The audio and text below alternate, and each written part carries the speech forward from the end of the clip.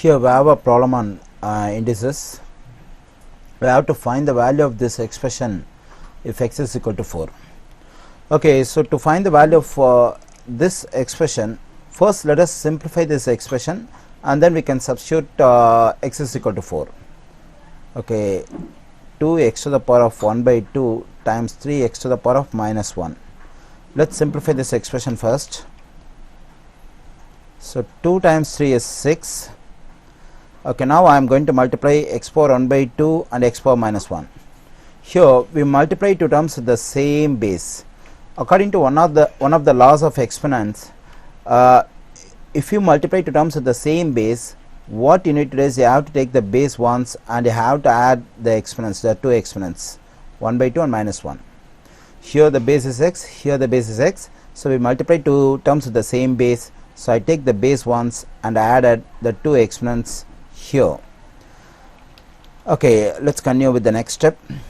6 times x to the power of 1 by 2 plus times minus will become minus 1.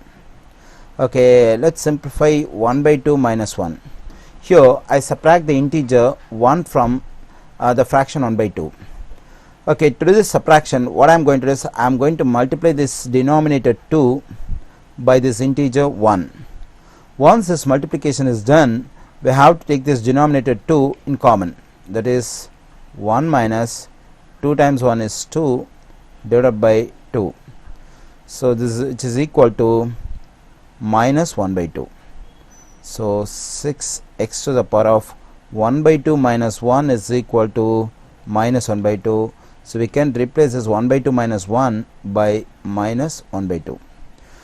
Okay, when we do problems on exponents, we'll try to make the exponent as positive usually. So to make this exponent, negative exponent as positive, what I'm going to do is I'm going to switch the term x to the power of minus 1 to denominator. So if it moves to the denominator, the negative exponent will become positive, that is x to the power of 1 by 2. Okay, in the next step what we can do is we can write the exponent 1 by 2 as square root.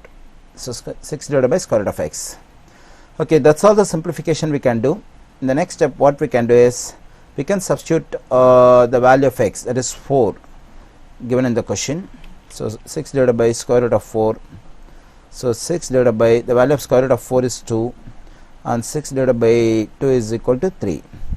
So the value of the given expression is 3 if x is equal to 4.